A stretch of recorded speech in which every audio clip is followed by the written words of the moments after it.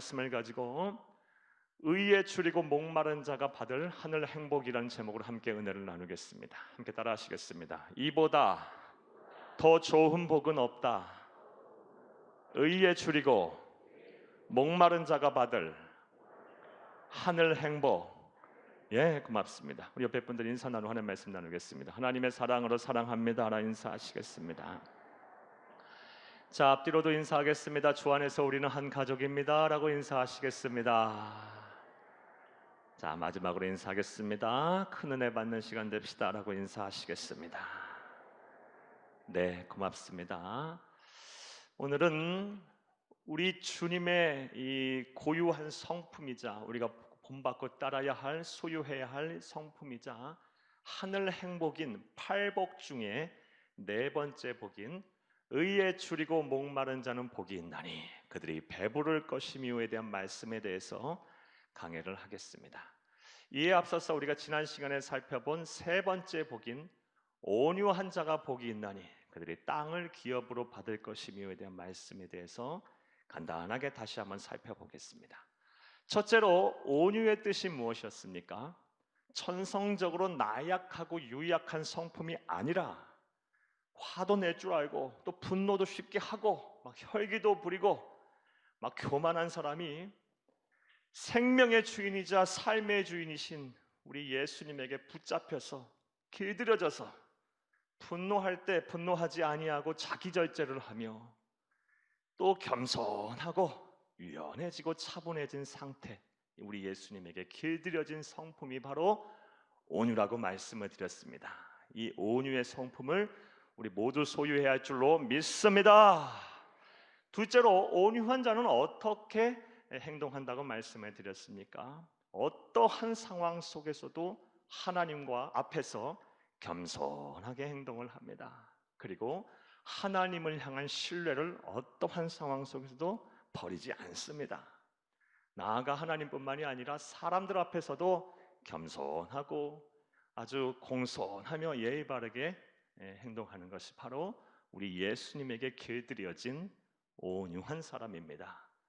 그러나 온유한 사람은 때로는 우리 예수님처럼 화도 낼 줄 압니다. 어떤 상황 속에서요, 사람들이 악을 행하고 하나님의 영광을 가릴 때는 우리가 분노하는 것이, 이것이 우리 주님께서 우리에게 보여주신 진정한 온유의 모습이었습니다. 우리가 이런 온유의 모습을 우리가 본받고 실천해야 할 것입니다. 할렐루야! 셋째로 온유한 자가 받을 행복인 땅을 기업으로 받는다는 말의 의미는 무엇이었습니까? 이것은 현세적인 축복입니다.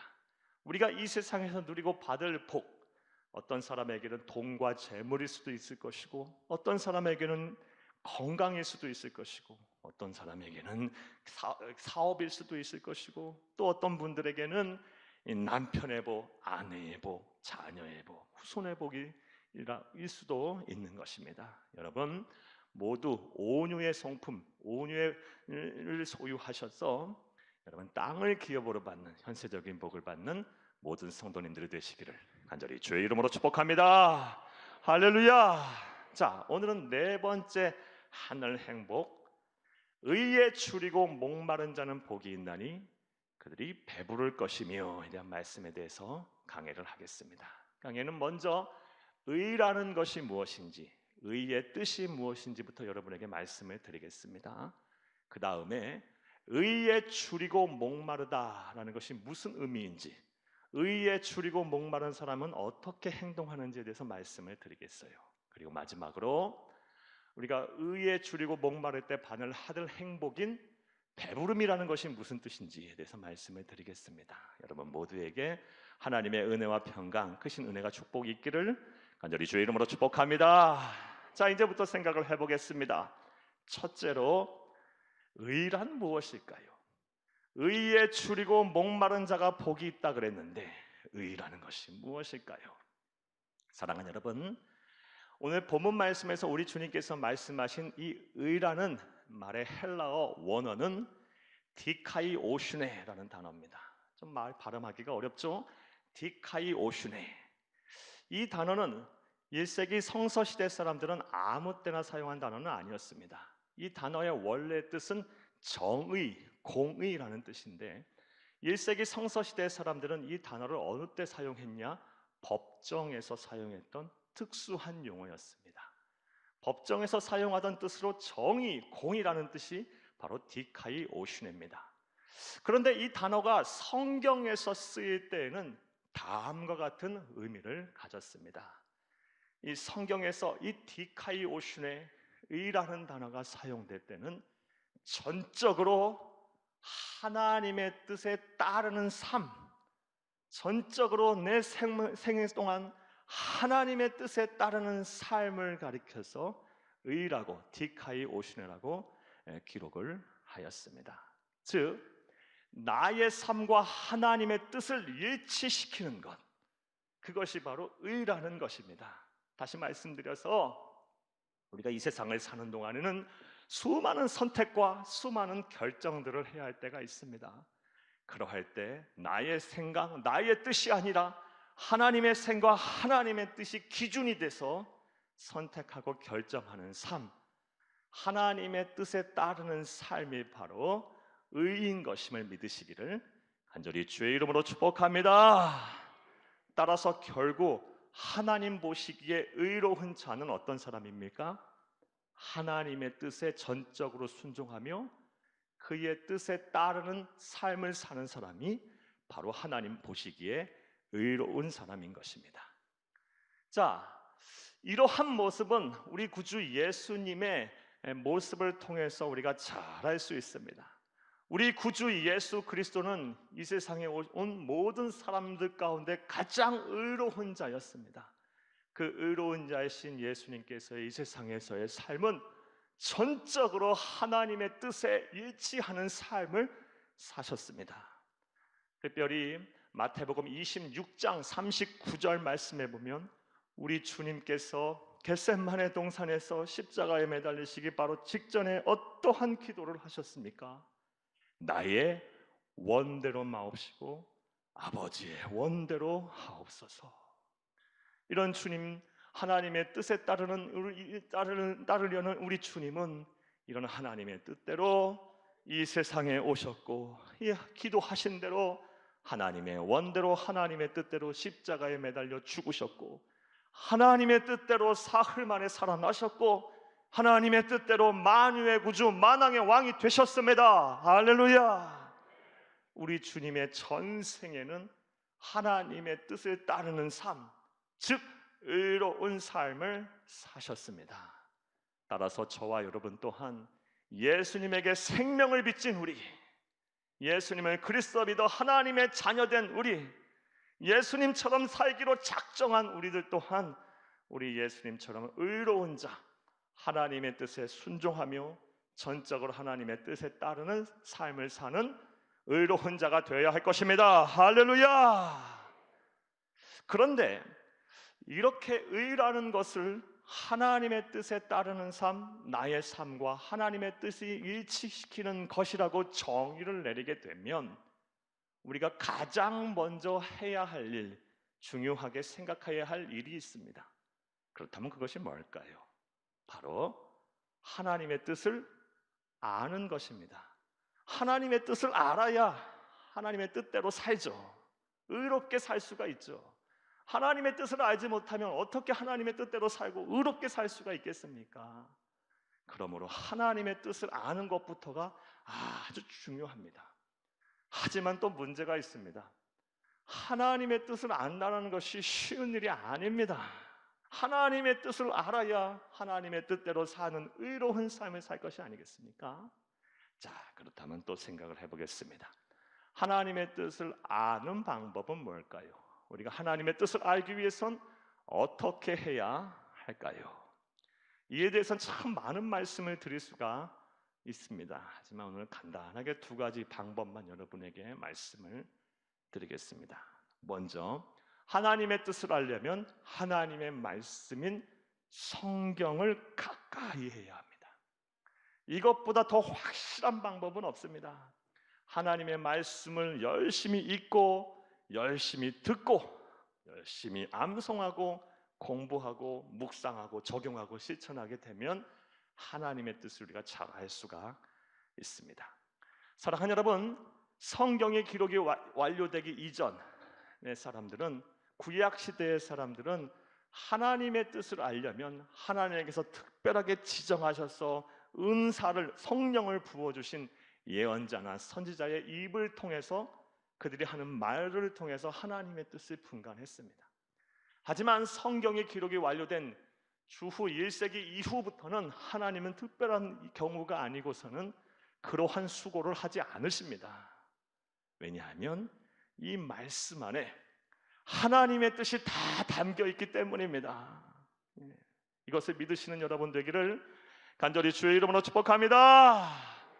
그런데 말씀을 여기까지 듣고 다음과 같이 생각하시는 분 계실 거예요. 목사님, 어디 여기 하나님의 뜻이 있어요? 저는 그 하나님의 뜻을 알고 싶은데 어쩌란 말인가요? 답답합니다 라고 생각하실 분이 혹시 계실지 모르겠습니다. 아마 계실 것입니다.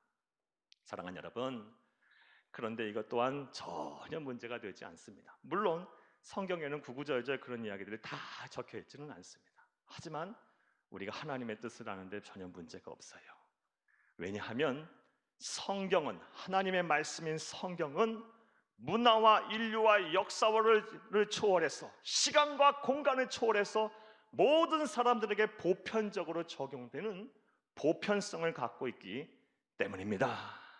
즉, 우리가 이 하나님의 말씀인 성경에서 하나님의 뜻을 찾으려는 노력을 포기하지만 않는다면, 우리가 이 말씀을 듣고 읽고 묵상하고 공부하고 또 실천하는 가운데 전혀 생각지도 않은 구절이 내 마음에 와서 확 박히고, 이 구절을 읽고 한 절 한 절을 묵상하는 가운데 하나님께서는 영감도 주시고 지혜도 주시고 깨닫게 하셔서 하나님의 뜻을 분간케 하실 것입니다. 할렐루야!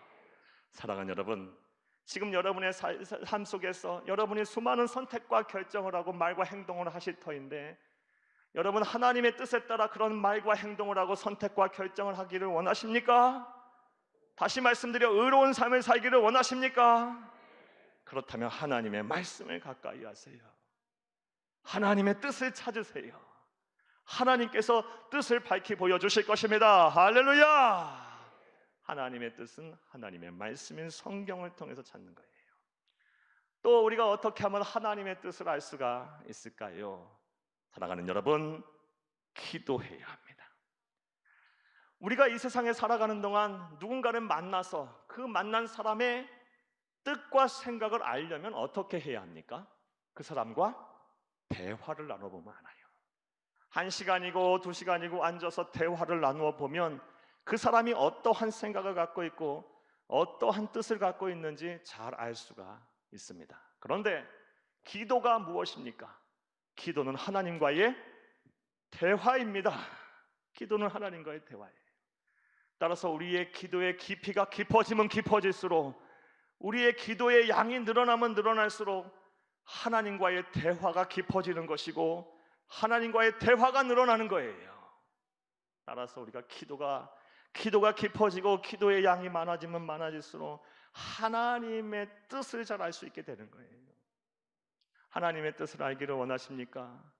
그러면 여러분이 지금 고민하고 있는 문제를 하나님 앞에 쏟아 놓으세요. 그리고 주여, 나에게 하나님께서 주시는 지혜의 영을 부어주셔서, 지혜를 주셔서 잘 분별하게 해주세요. 하나님의 뜻을 알려주세요 하고 하나님과 깊이 있는 대화를 나누시기를 간절히 주의 이름으로 축복합니다. 또한 기도한 이후에는 반드시 하나님의 말씀인 성경을 읽으세요. 성경을 보세요. 하나님께서 말씀을 통해서, 성경 말씀을 통해서 우리에게 구절들을 주실 것이고 은혜를 주시고 하나님의 뜻을 분별케 하실 거예요. 기도한 이후에는 뭐 한다? 말씀을 본다. 네. 사랑하는 여러분, 이처럼 우리가 하나님의 말씀과 가까이 하고 하나님과의 영적인 대화인 기도를 하게 되면 하나님의 뜻을 잘 분별할 수 있어요. 그 외에도 여러 가지 방법이 있지만 이 두 가지 방법이 가장 확실하고 중요한 방법입니다. 자, 정리해 보겠습니다. 사랑하는 여러분, 첫 번째로 의라는 것이 무엇입니까? 의에 줄이고 목마른 자는 복이 있나니 그들이 배부를 것이며 라고 말씀하셨는데, 이 의라는 것이 무엇입니까?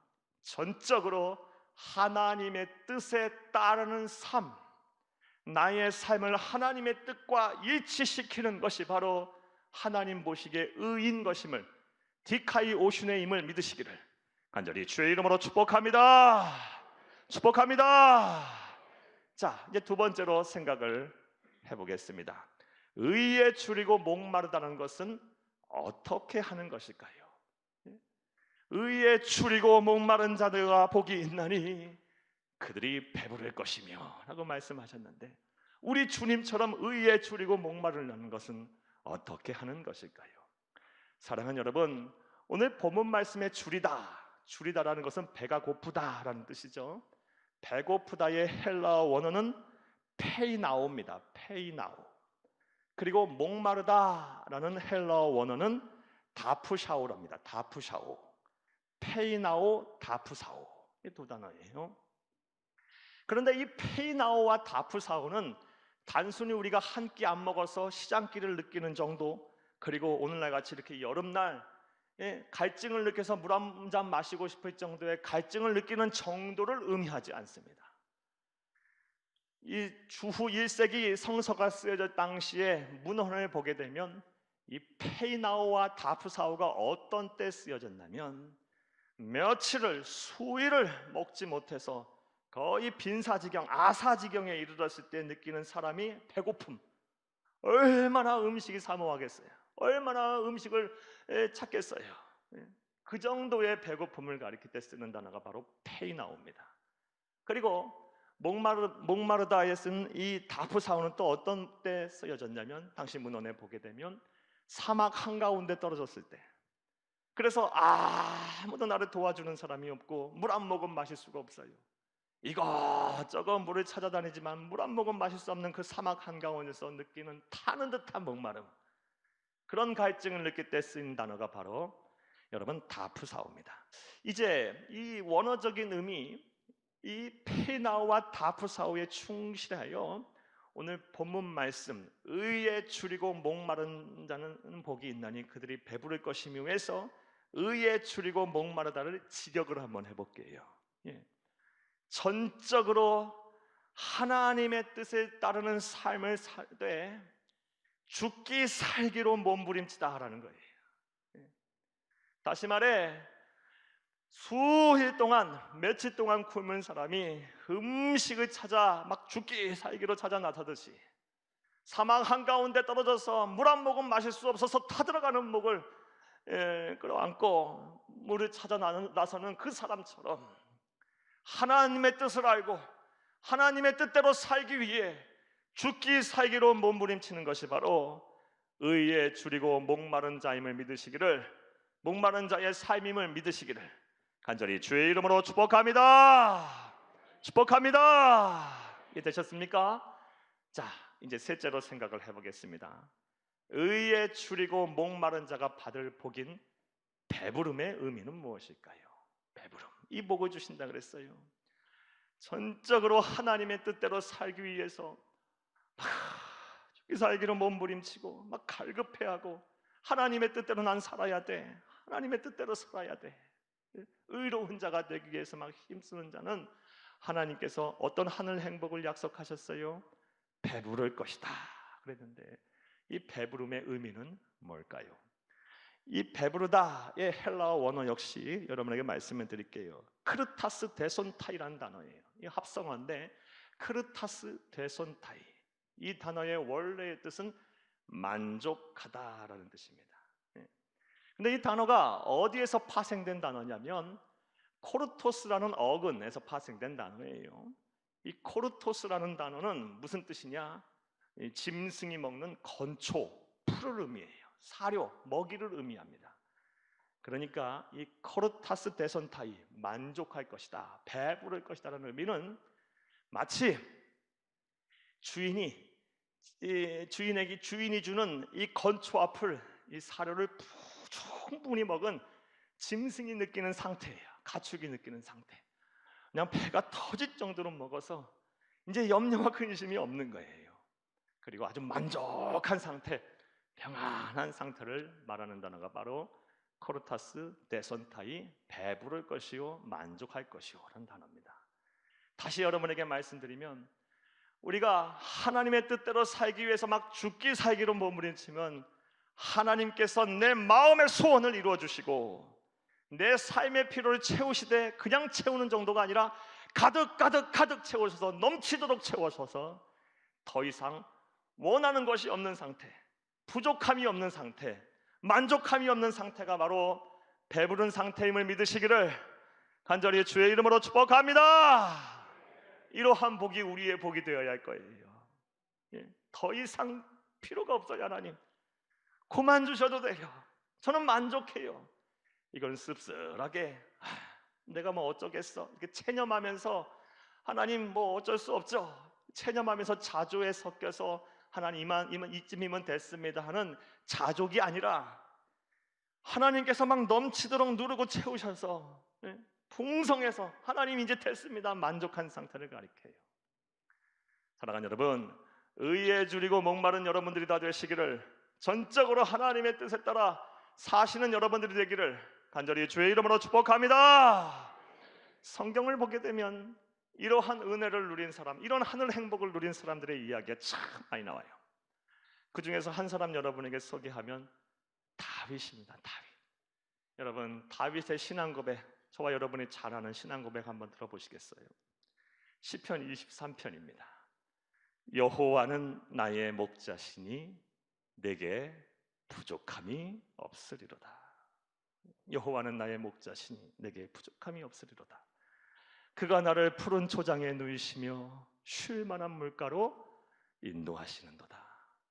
내 영혼을 소생시키시며 자기 의를 위하여 의의 길로 인도하시는도다. 내가 사망의 음침한 골짜기로 다닐지라도 해를 두려워하지 않을 것은 주께서 나와 함께 하심이라. 주의 지팡이와 막대기가 나를 안위하시나이다. 주께서 내 원수의 목전에서 내게 상을 차려주시고 내 머리에 기름을 부으셨으니 내 잔이 넘치나이다. 내 평생의 선하심과 인자하심이 반드시 나를 따르리니 내가 여호와의 집에 영원히 살리로다. 아멘. 여러분, 여호와가 나의 목자가 되셔서 나는 만족해요. 이제 넘쳐나요. 부족함이 없어요.